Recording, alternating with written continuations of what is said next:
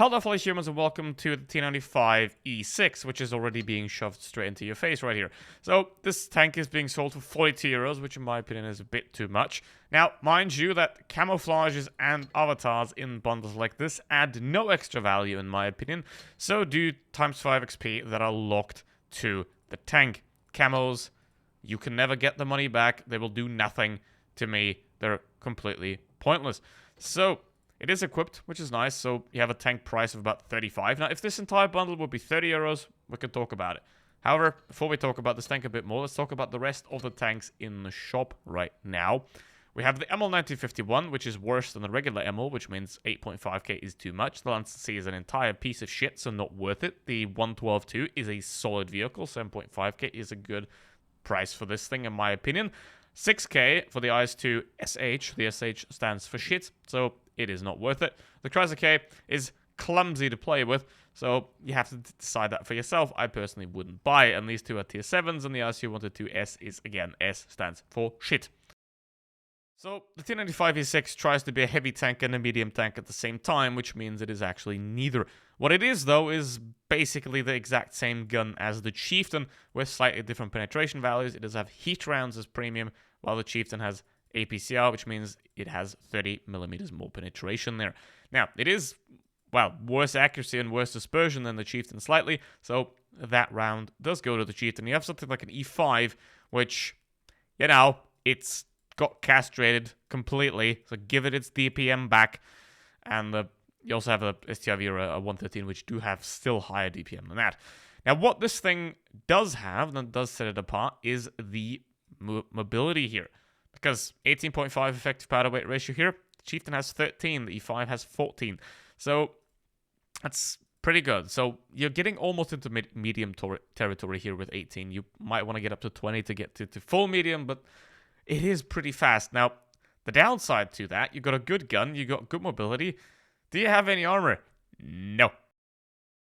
And that we can see right here, the massive cupola, which is very easy to pen, the turret sides, which are also easy to pen, the gun mantlet, which you shouldn't shoot at, then again, you also shouldn't shoot at the gun mantlet of a Leopard 1, and the hull that you can shoot at because it's 240mm and the lower plate's a weak spot on any tank. So basically, you can pen this thing literally everywhere, except its gun mantlet, and if you're incompetent enough to shoot at the very obscure angles of the side of the turret or something like that, then you're not going to be able to pen this vehicle. Other than that, it is very, very easy to actually pen this tank. Well, let's do some gaming with this tank, and you can already see the mobility of it. It's fast, and that's good. So, essentially, this is a tank that, if you're a good player, you're going to be able to get a lot out of it, because you have the mobility, you have the pretty good gun, you got the premium penetration as well, which is the literal only disadvantage of the Chieftain.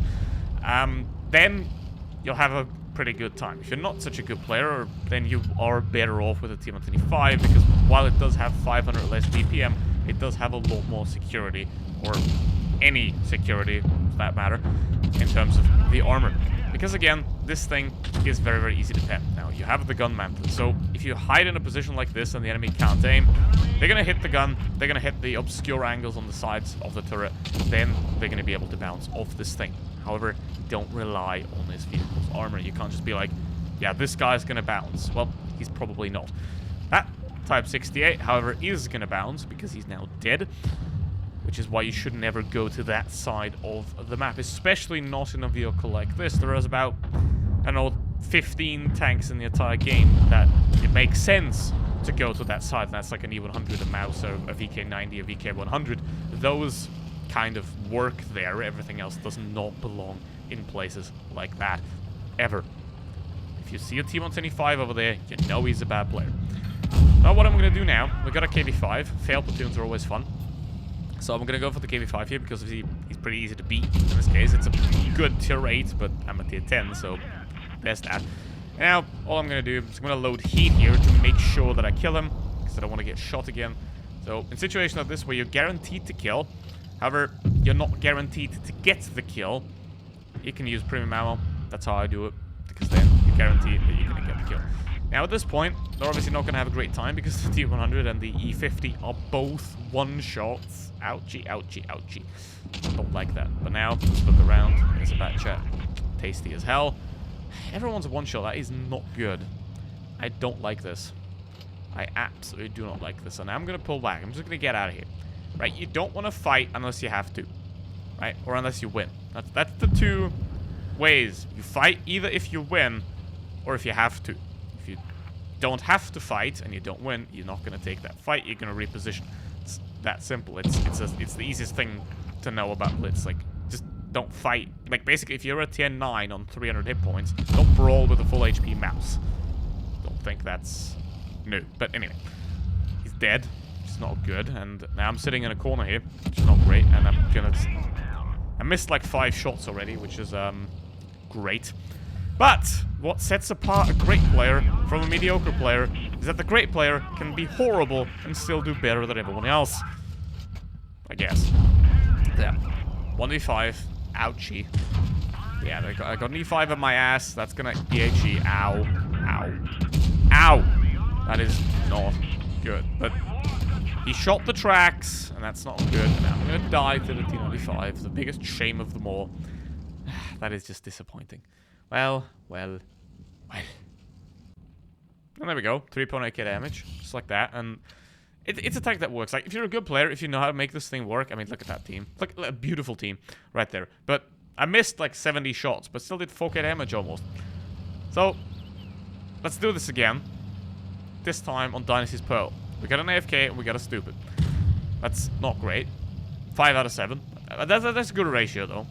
So that's good. If you got 5 out of 7 people that at least know where to go, that's at least something. Now, that 183 there is very dead. That's good. Because dead 183s are good 183s. Even on your team. Don't kid yourself. Only a dead 183 is a good 183. So, what we're going to do here is, at this point, Dynasty's Pearl is a very simple map.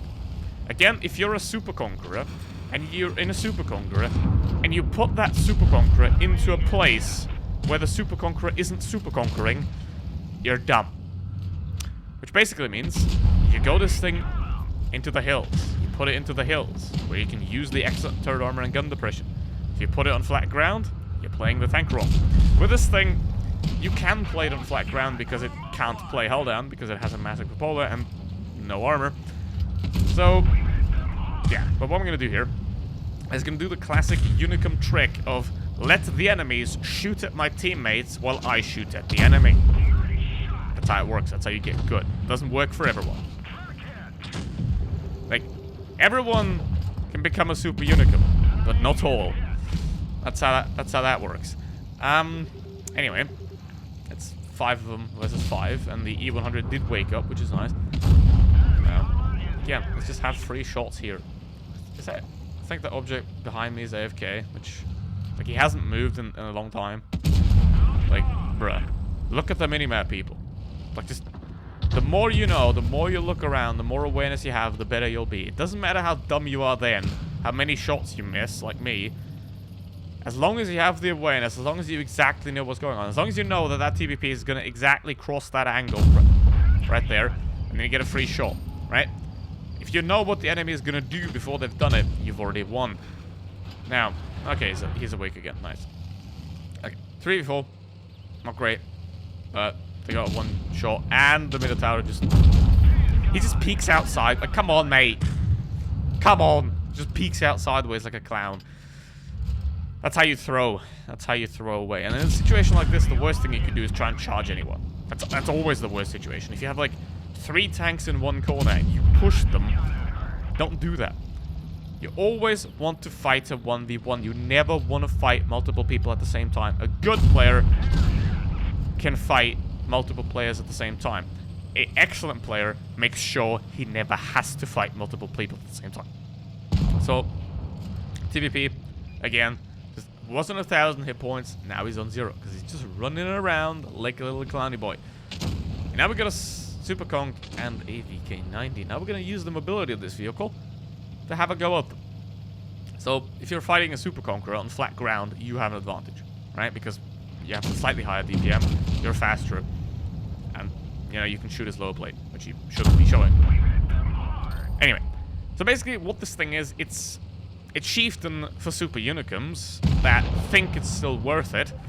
However, in general, I would recommend the Super Conqueror, I would recommend the Chieftain over this vehicle. If you're very good, let's say you can play the Leopard without, you know, dying, then this is a very good option for you. Thank you for watching, see you next one, goodbye.